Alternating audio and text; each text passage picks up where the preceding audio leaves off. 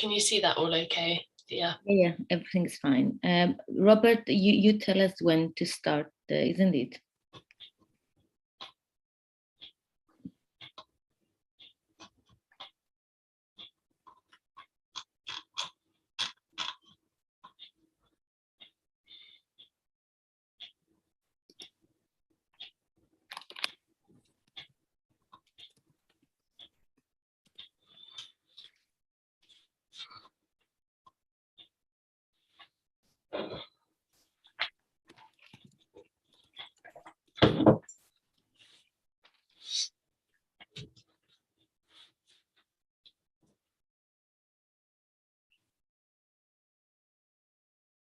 Okay, great. It seems that we are ready to go ahead with that.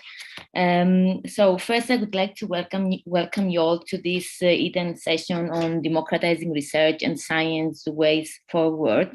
This session aims to reflect on how research and science is currently produced. We want to discuss ways we can actually make research and science more inclusive, open, and democratic. And for this session, we have three very interesting talks.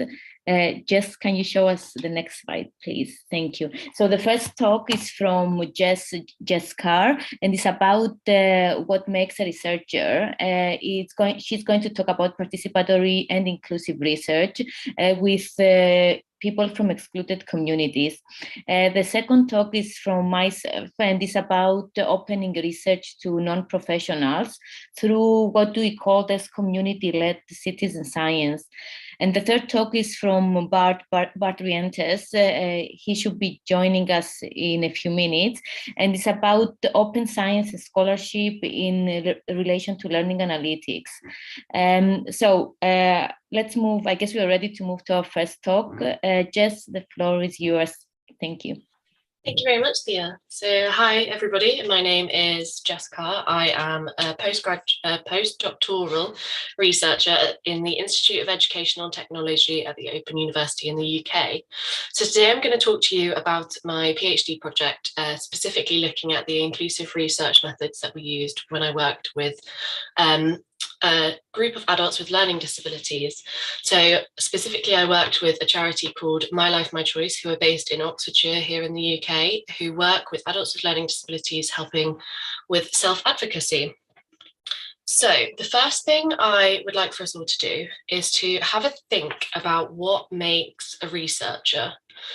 So I would like you to go to the menti.com and pop in that code. If that doesn't work, I'm just going to pop into the chat a link that you can go that will take you straight to the Mentimeter.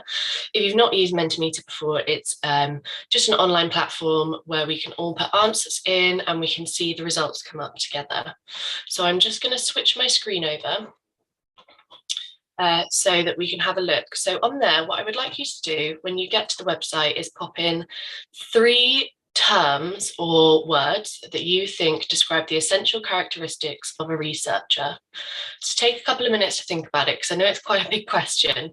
But yeah, have a think about what you think makes a researcher. What do you need to be or have to be a researcher?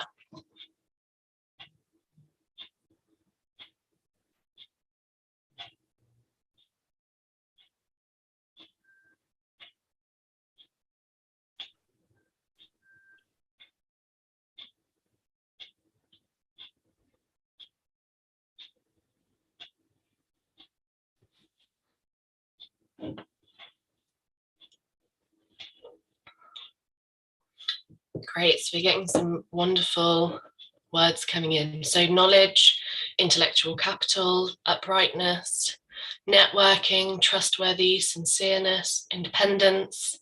They're all really interesting words. And if anybody does want to say anything around the words that they put up, either pop something in the chat or feel free to turn your camera on or your mic on and have a chat about it. Creativity. It's a great one. We'll get into that later on. Inquisitive, trustworthy, integrity. Yeah, so these are all words relating to kind of personality characteristics, which I think is a really great way to look at it. I wonder if anyone has any ideas on education backgrounds or something that's not necessarily about our personalities. Open for collaboration, that's a great one. So a couple of the ones that are coming up most often. So we've got creativity there twice, trustworthy, curiosity, and I think those are really interesting ideas about what makes a researcher. So I'm just going to switch back quickly. Ooh, 2 seconds. Right. So now we've had a look at that, what I want to show you is a picture of the research that I was doing. So I've blanked out the faces of my co-researchers for their anonymity. I can never say that word. What I want to discuss here are the 3 different co-researchers that we've got. So we've got people who come from different educational backgrounds. We've got people who have different lived experiences. We've got a mixture of people who are both neurodivergent and neurotypical. And we've got people who have differing expertise. All the people in this photograph are conducting research. Now, what I would like you to do is go back to your Mentimeter, and I will move the slide along. And I would just like you to vote as to whether you think that all of the people who are in that photograph classify as a researcher, just from the very basic description that I've given you there.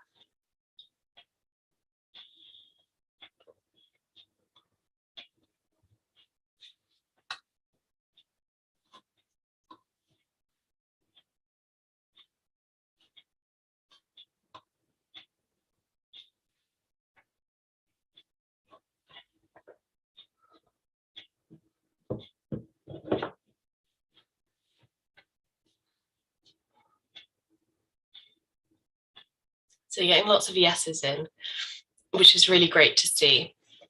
I wonder if anybody would like to expand on why they think that everyone in that photograph is a researcher. If you do, you can just pop something in the chat box or turn your microphone on and say it to the group. If not, no worries. I know it can be a bit stressful having to suddenly talk in a big group, so feel free. But yeah, it's all yeses, which is really nice to see.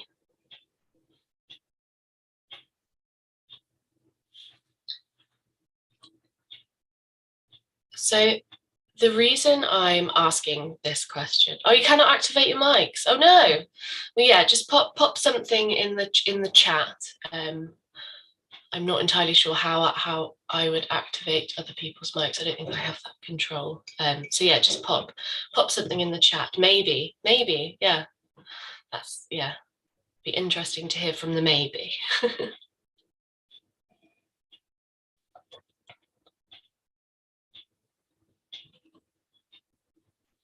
Yeah, perhaps a better question would be, why wouldn't they be considered researchers based on the short summary that you provided? That's a really interesting one. And when I've done similar presentations before, a lot of the talk around perhaps why they might not be considered a researcher is based on the academic backgrounds. So in that picture, you had myself. So I'll go back to the slide actually.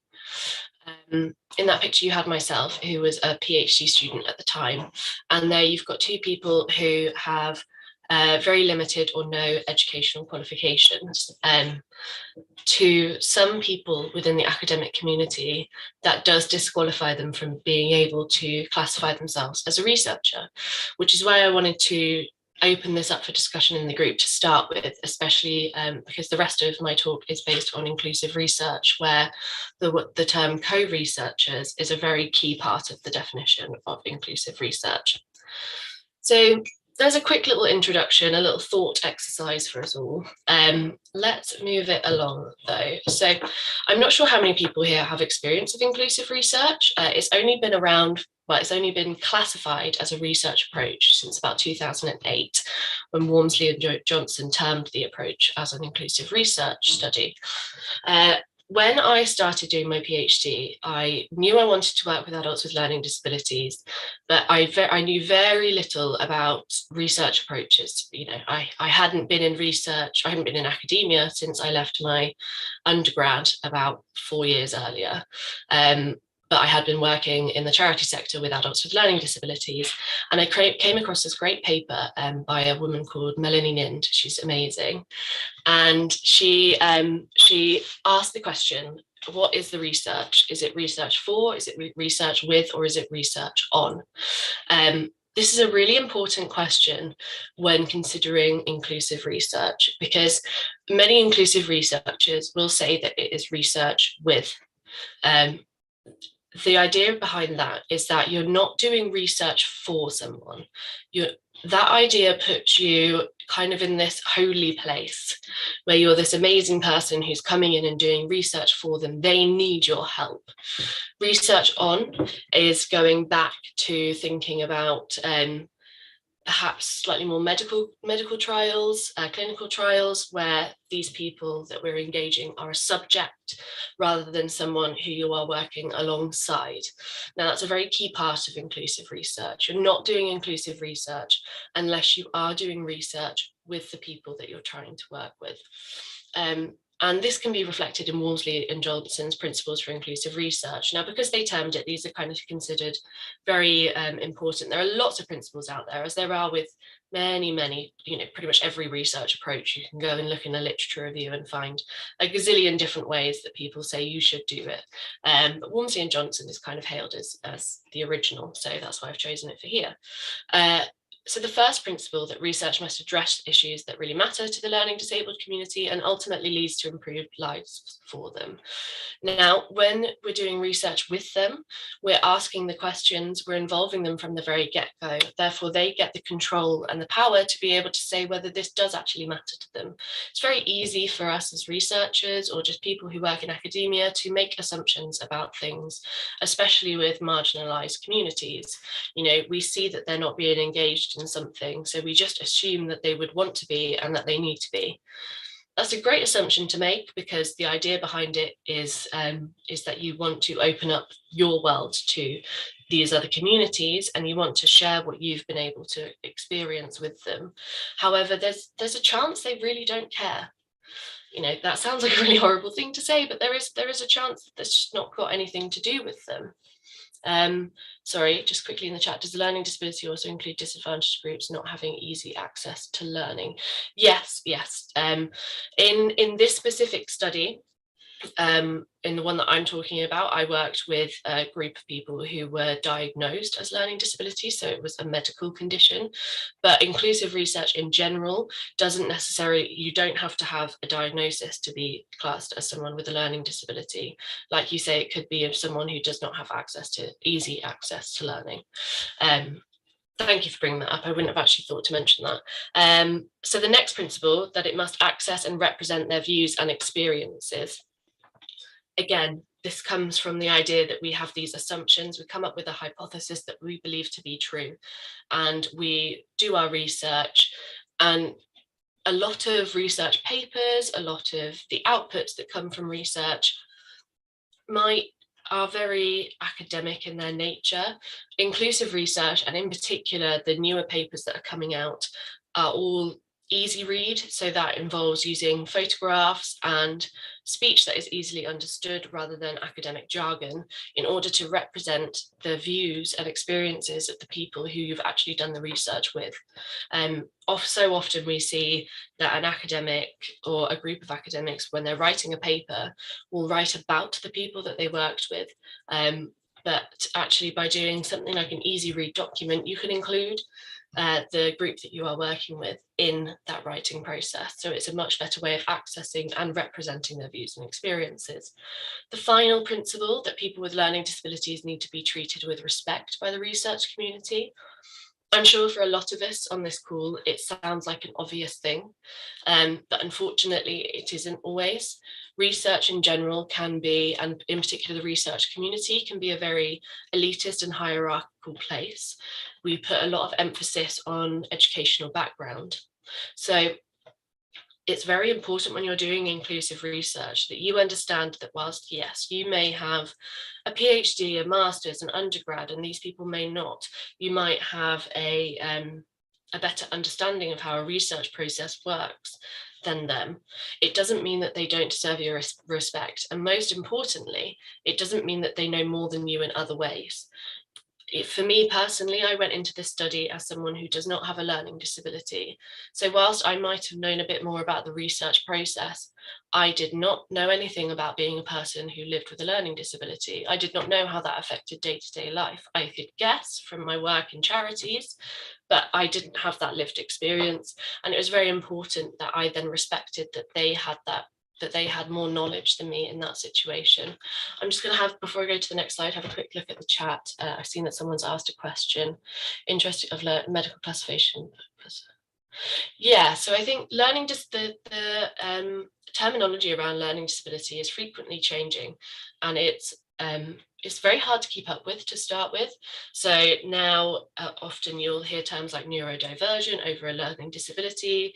In certain journals, you hear it discussed as an intellectual disability. You'll hear it discussed as a learning differences, all these different terms. And if you go on to like the NHS in the UK or other health bodies in different countries, they will have their own terminology relating to learning disability. But a lot of people will live with what you might consider a learning disability and not have visited a doctor or have a diagnosis.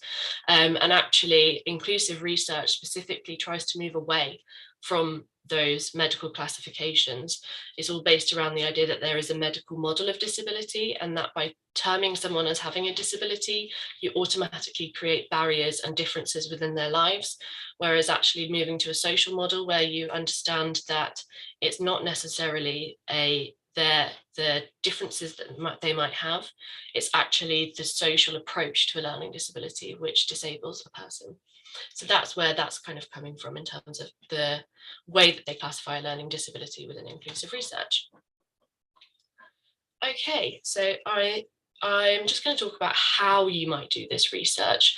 Within the inclusive research literature, there is an awful lot of different ways in which to do inclusive research. Because it's quite a new term and it's quite a new approach, a lot of people are still working it out.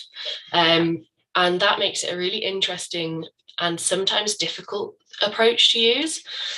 So I'm going to use a bit of my own experience to talk about this. So firstly, the term co-researchers will come up a lot in inclusive research literature. And a large part of that is to create an equitable research environment. So when we use the term participants, we're automatically starting to create a hierarchy. We may not be meaning to do that, but there's a chance that if you've been a participant in, let's say, a medical study, and then you come to a social sciences study and you get called a participant, you're going to see these barriers still where you're being worked on or for, not with. And the term co-researcher just allows for that equity between each other. In my research study, I called myself the non-disabled researcher, and they were all my co-researchers. Now, again, specifically, I did that because when it came to looking at our identities as researchers in the research study, for my co-researchers, their learning disability did not play a part in it whatsoever. So I quite liked the idea of them just being the co-researchers, but for me being defined as something different, because they were the ones who came up with all the ideas. It was their study, and I really wanted them to have the ownership and for me to be defined as the different one. I thought that was quite important for me personally. A lot of other people wouldn't do that.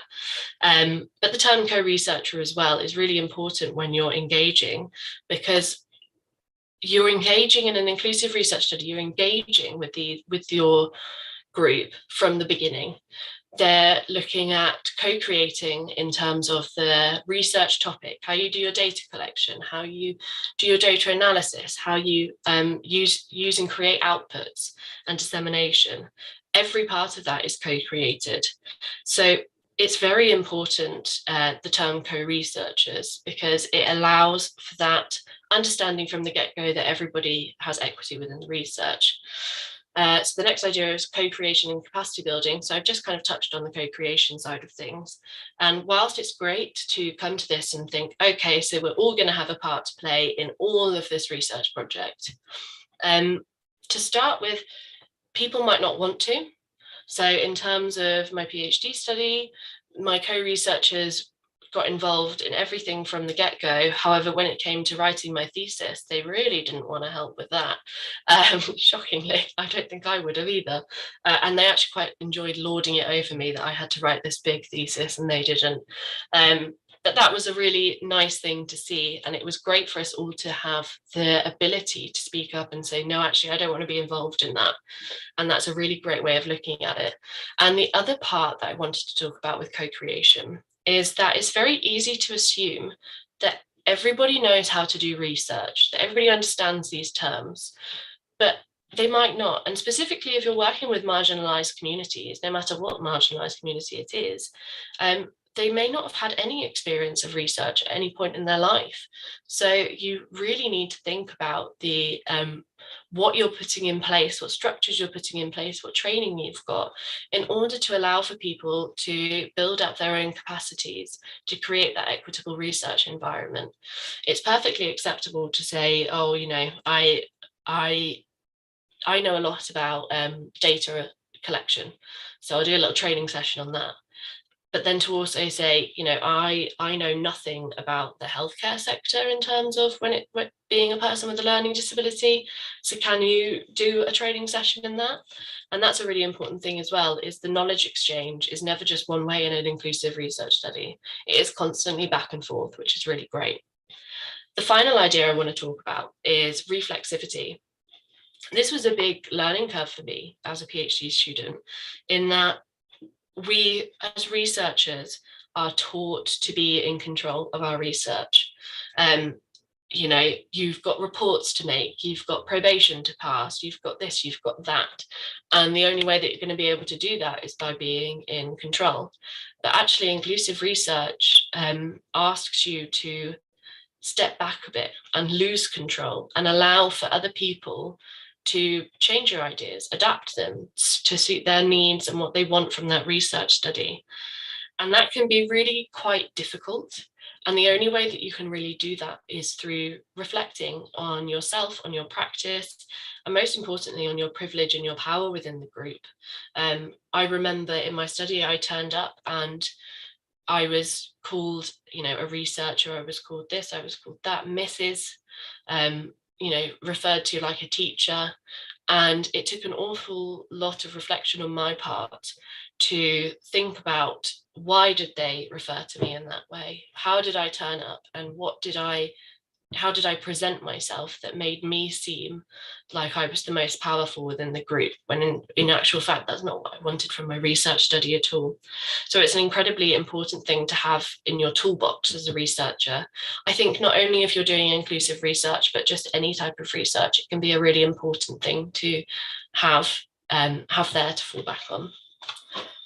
So finally, I just want to talk briefly about my experience. So I've kind of talked a lot around it, but talk about kind of how I went about doing inclusive research. So from the beginning, I involved the stakeholders, so the charity themselves, My Life, My Choice, in planning. So planning for ethics committee, planning to get my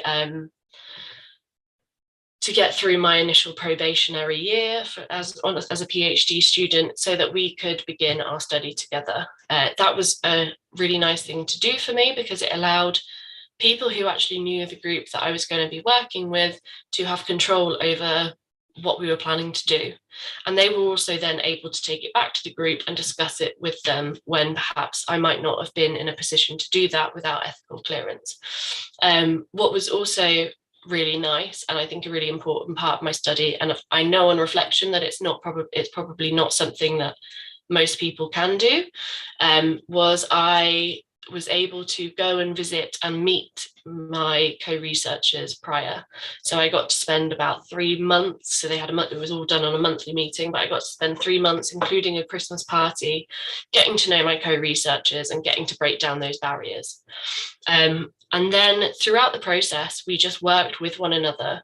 We made friendships we also made working relationships, and it was really nice. And it created an environment which was wonderful to work in, similar to working with people who you know in your career, you know, friends or colleagues that you work with. It felt very similar to that, which was really nice.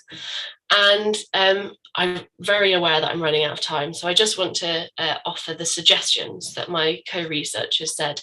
So at the very end of our study, we got broken up by the joyous COVID pandemic, and so we did phone interviews in which we talked about the project and what suggestions we would have to any researchers that wanted to engage with the learning disabled community, or also just marginalized communities.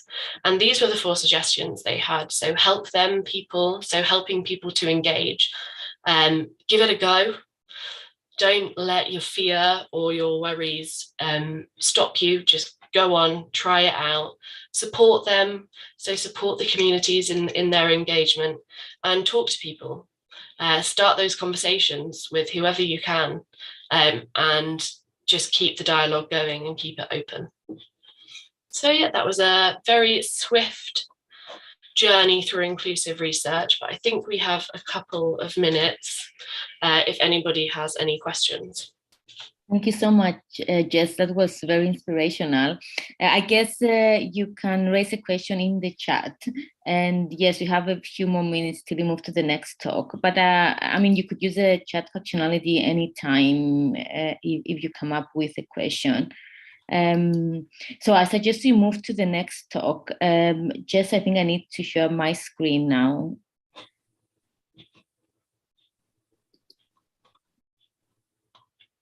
There you go, you should be able to. Thank you so much. And let me just find the slide.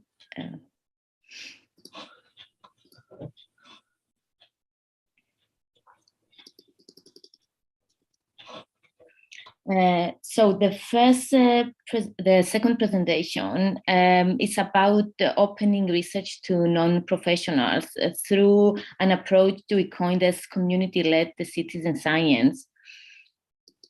In an effort to put the context and some background literature in the presentation, I went back searching for participants and participatory research, and I came across this quote from the NHS in England saying that they are committed to involving consumers in research, not as subjects of research, but as active participants that take part in the different stages of research.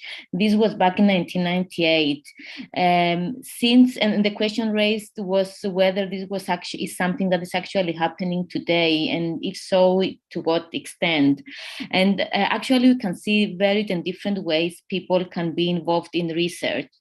In particular, in the field of citizen science, we have seen different taxonomies or different levels of participation in research. So they talked about level 1 as the most basic level of participation, where volunteers or citizens or participants are used to collect data for scientists. The level 2 is a bit more advanced, and it's about the volunteers analyzing data for scientists. The levels 3 and 4 are much more advanced, I would say. Level 3 is participatory research. So volunteers or participants are defining a problem, and they are defining also the process of data collection. The most advanced, or is called extreme level of participation, is where participants take part in all the stages of research, from problem definition to data collection and analysis. And I guess Jess's experiences align very well with this level 4 extreme citizen science. At the Open University, where I am at the moment, we coined this, instead of extreme citizen science, we called it citizen inquiry. And this is about the active engagement of the public in scientific activities in a way that they are actually defining their own research agenda, their own questions, how they want to collect data, how they want to interpret this data.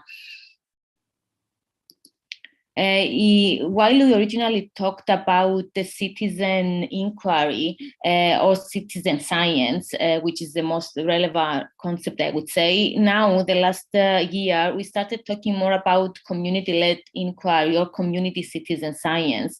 And there are several reasons behind this terminological change, I would say. The first has to do with the term citizen and the fact that in the US it means specific things. You need to go through a process to become a citizen in the US. Also, by using concepts like community, the emphasis goes on collective action in order to change something and bring a solution to your community.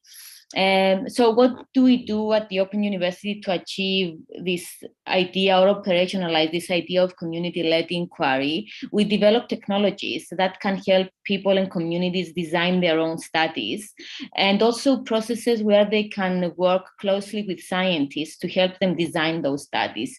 Overall, whatever we do with relation to participants, we try to do it in a way that can bring learning benefits to those people who are giving their data to researchers. And I will say more about it in the next few slides. So the technology we designed at the Open University is called Enquire, and it is an online tool or website. It's free to use. You can actually, I'm not sure you can see the URL, just a second, it was here, but it's enquire.org.uk. It's free to use, and you can use it to design a study, pilot a study, use it to collect your data, visualize this data, and share your findings either in the form of a PDF or an interim report. And it's free for anyone that wants to design a study or take part in a study. As the platform, the website is also hosting several studies that scientists or communities have already set up. Just a second to check the chat in case there is a question. No, it's absolutely fine. So why did we design Enquire? Well, the motivation was to help people, especially those with no scientific or research background, to learn how research is done and how knowledge is produced. And we try to achieve that by giving them an opportunity to take part and learn from studies that are set by others, and set up and manage their own personally relevant study.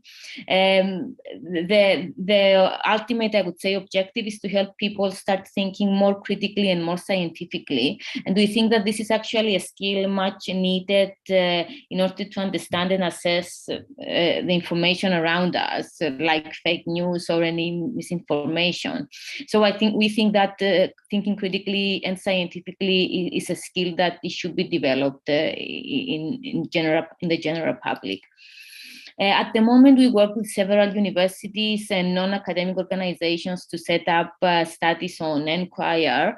And mostly we have a long-lasting collaboration with the BBC. Actually, the Open University BBC partnership sponsored the design of the latest version of Enquire, and they also run several studies on the platform. I just briefly want to say that to design your own study, there is an authoring tool, a functionality that takes you step by step in the process of what to do in order to design a study, and is giving you also some scaffolding and support as to what is needed in each step. Also here, I'm just emphasizing the piloting functionality. So at any moment, you can get a private URL and share it with people and pilot your study questions. What is the outcome now of this process of designing? You can design 2 different studies, or we call them mission on Enquire. Confidential missions or confidential studies are more like the survey-like studies we often see or we come across in social media or elsewhere. Here we have the example of the Garden Watch, which was actually in collaboration with the BBC Spring Watch, and it was one of the biggest studies we had on Enquire, attracting more than 230,000 people that engage in capturing and sharing who is living in their gardens. The other type of studies we have, which I would say is relatively uncommon at the moment, are social missions. In these studies, all the data is open. So the moment you write down your responses, these become public and anyone can read them, comment on, and or like them. Also in those studies, you can get data visualizations. And I think I have a slide for that. No, I have it after actually. So the data visualizations, they show you graphically, in a graphic manner, what data looks like the moment you visit the platform. And it's changing dynamically the more people take part in a study. So this is the example of a social mission. We ask people to capture the level of noise in their where they live or work. And you can see here the data pinned on a map and also the noise graphs from each participant. And all this data is open for you to see at any time on the website. And as long as the study is live, it hasn't been ended. And these are the data visualizations I mentioned before, which are dynamic and they are changing the more people are taking part in a study. For us, it's a very important development because in a way, it minimizes the time gap between a person taking part in a study and accessing findings. Normally, this may take months or years for scientists to produce and share a report. With this development here, you can actually get a sense of preliminary findings the moment the study is running. Now, I said earlier that we design studies in ways that can support learning for participants. So we're not just getting as scientists extracting or getting the data of people. We try to give them something back the moment they take part in a study. So our participants can either create their own studies or can take part in a study designed by someone else. What we did was a survey trying to understand whether people are actually learning something from taking part in Enquire studies. We had 150 participants answering. The great majority took part in one study on Enquire. So it was a short survey asking them a number of questions about and aiming to find the factors that facilitate or inhibit participation in research that is led by scientists, and the intention of volunteers or participants to create their own studies. One of the first questions we asked was, why did you take part in a study on Enquire? And it seems that the great majority did so in order to contribute to research and science. And also they mentioned other factors like science is important, I had an interest in the topic, or I wanted to learn more about a study. Now, this is one of the interesting questions we ask them, whether they have actually learned something new after they took part in a study on Enquire. And we found that nearly half of them, they said that they know a little bit more about the topic of the mission, and 8% a lot more. And the learning was around increased awareness about the topic. And you can read the quotes here, what exactly they became more aware of. They develop a desire to learn more about the topic. So this person here developed a desire to find out more through books about I think it was birth identification. Some said that there was a change in my everyday habits. I listen more to ambient sounds in nature. And another person said that I'm now intending to take action to support biodiversity. So it seems that they took part in studies that were related to nature and biodiversity, and that's why some of these quotes are related to that. Now, another great percentage said that no, there was no change in our knowledge, and this was possibly an issue of the timing of the survey. We administrated the survey quite late, and after a few months, they took part in a study on Enquire. Also, they said that they had previous knowledge about the topic, so this meant that they didn't really find something new by taking part in the study.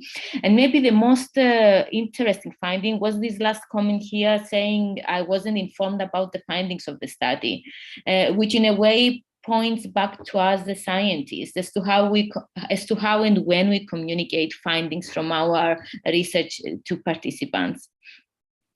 I'm just checking the chat. No questions. Okay, and my last 2 slides, I guess. The other question we asked whether they would be willing or would consider in the future to design their own study. And here you can see that the great majority, more than 70–80%, said no. So they do not really see themselves as researchers or as creating their own studies.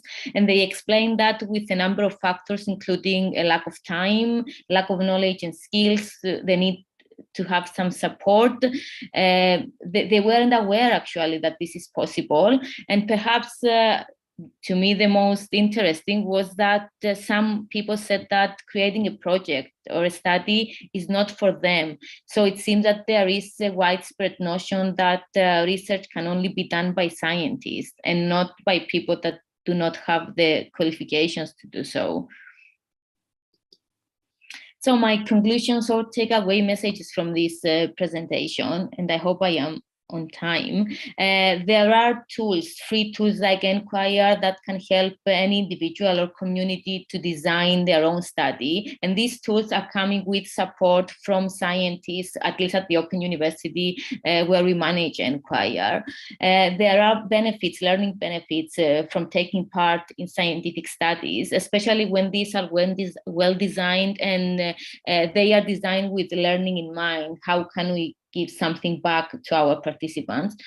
There is a need to make the public more aware of the importance of creating their own studies. And this has to do with local decision-making, owning solutions, and resulting in more sustainable solutions when these are owned by communities.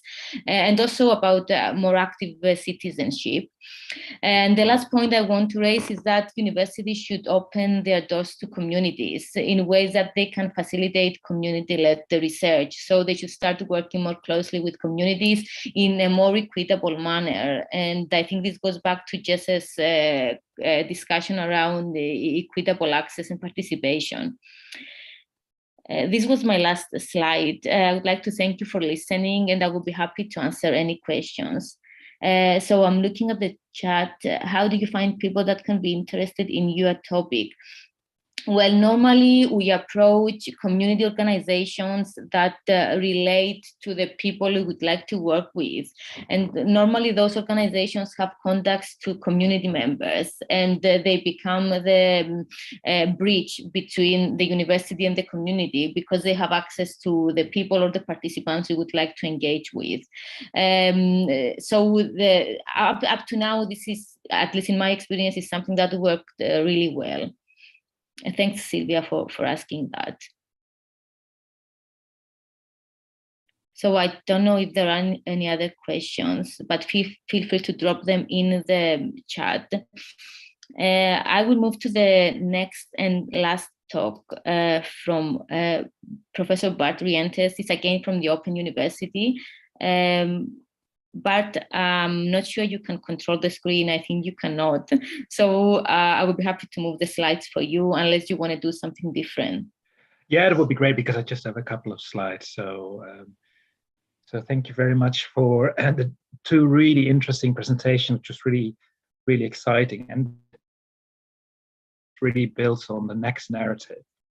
So if next slide, what we're particularly looking for today, but also on the 21st of March, is to think about, okay, how can we make this open science and scholarship work for data-intensive subjects like learning analytics? And this is a shameless plug that we're doing a half-day workshop, really discussing in great depth what the affordances and limitations of open science and scholarship are, and how we as participants in society have to deal with this. And the next element, this is actually run by a range of researchers across the globe. And originally there was a critique done by Christopher Brooks, who indicated, okay, what is SOLAR, the Society of Learning Analytics Research, doing about open science? And as soon as you raise a critique, then of course you have to organize a follow-up reaction. So you're more than welcome to join this workshop. So we're just going to give you a taste today of what we're going to discuss, and we would be keen to have your insights. So the next slide, please, Thea.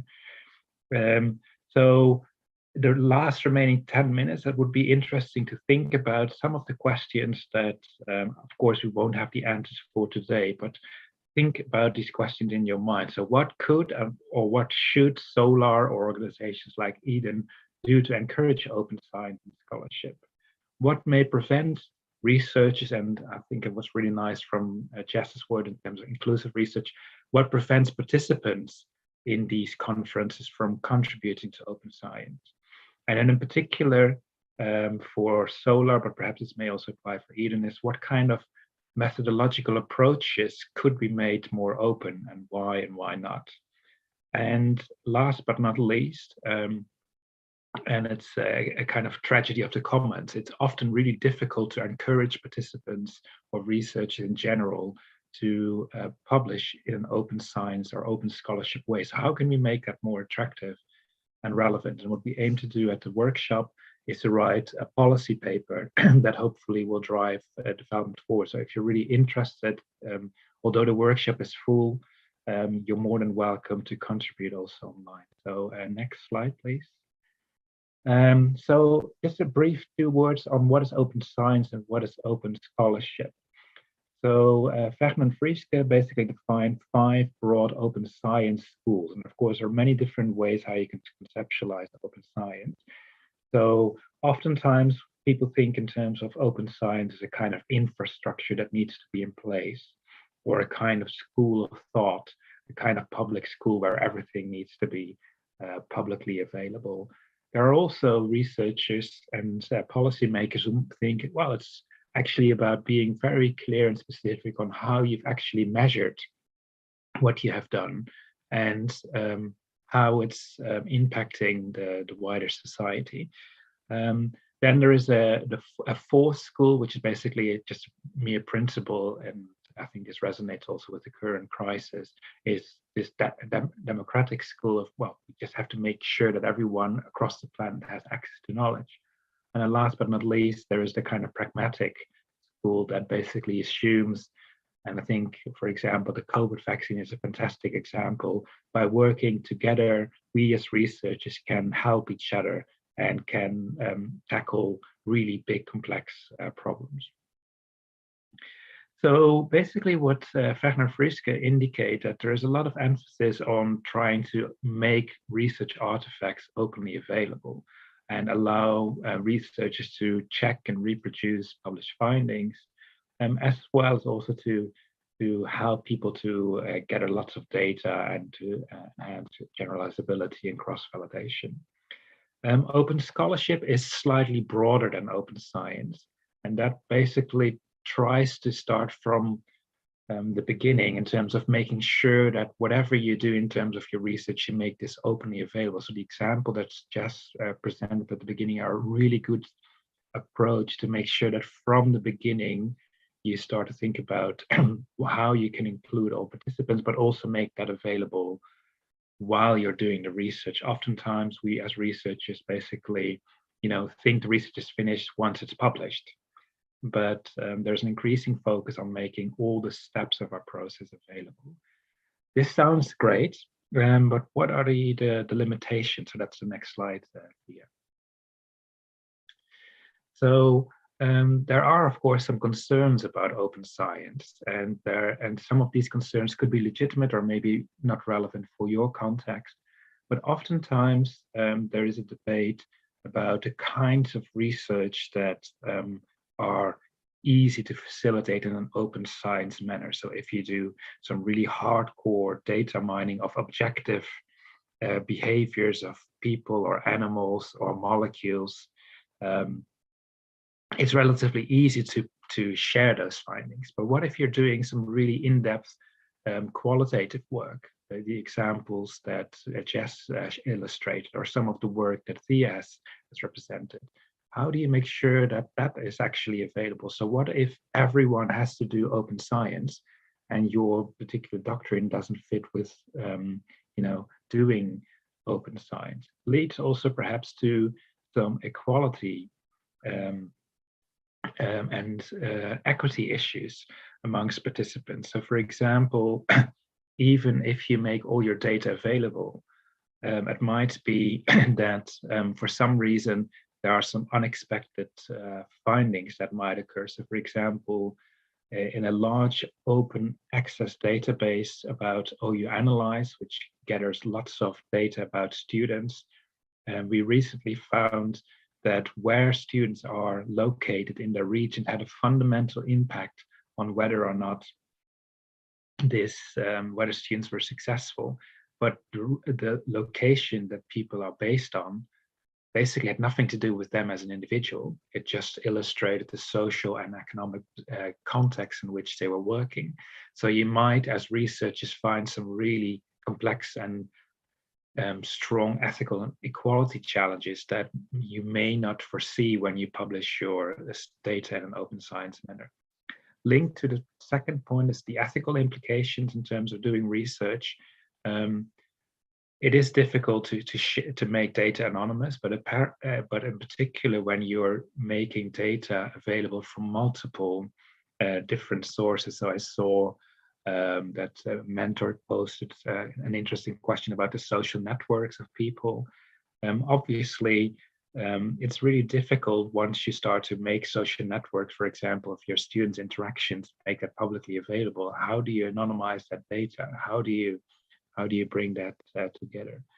Then there are intellectual property and legal challenges, which we'll talk about in a minute, and there might also be reputational damages. And last but not least, it's time consuming. So the next slide basically goes a little bit deeper into that. So it could well be that if you have all this data available in your institution and you find with all this learning analytics approaches that particular students could have been identified at a very early stage of never being able to complete a degree, but nonetheless, we basically ask them to join a degree and pay for that degree.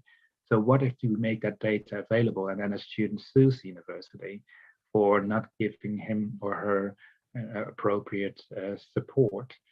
In addition, the next element, it could well be that a lot of really innovation that is made available. I was listening this morning to the BBC Radio 4 about gene sequencing, and one of the biggest advances made in gene sequencing was that it was basically linked with venture capitalism and being able to monetize some of the amazing innovations that were done. So if you make everything open, what is the incentive for researchers to share this?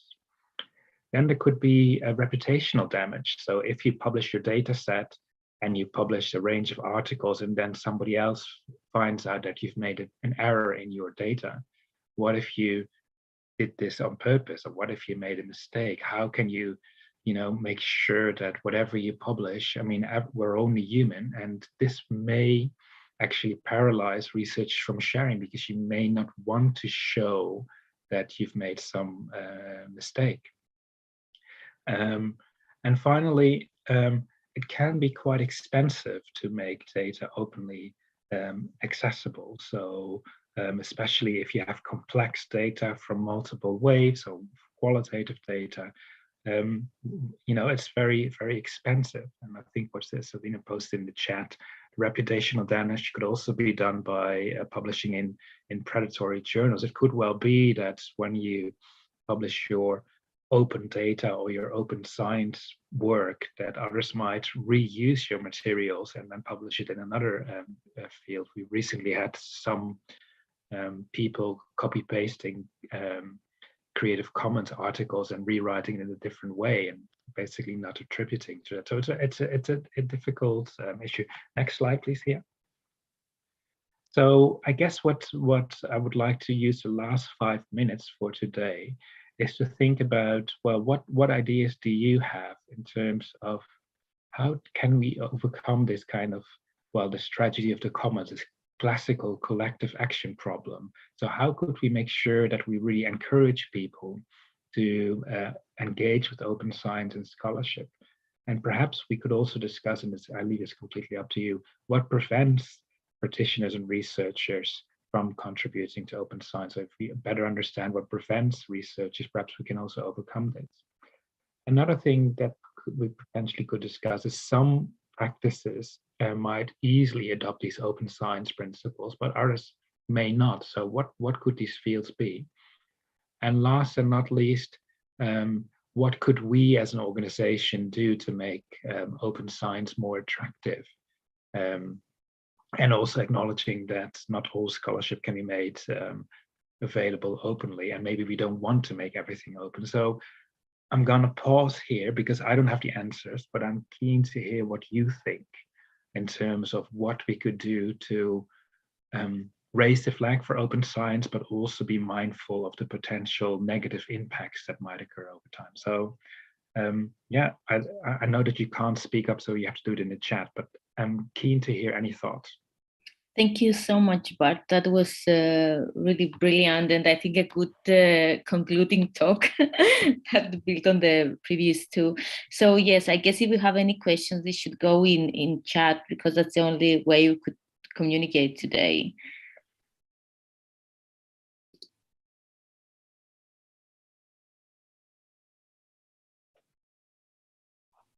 Please feel free to add any comments or thoughts or questions in chat.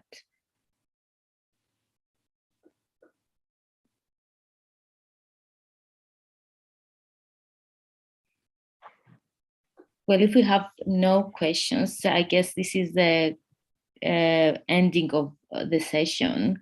I would encourage all of you, if you come up with any thoughts or questions, you could email any of us and we could be more than happy to answer any questions that they may come up or appear later on.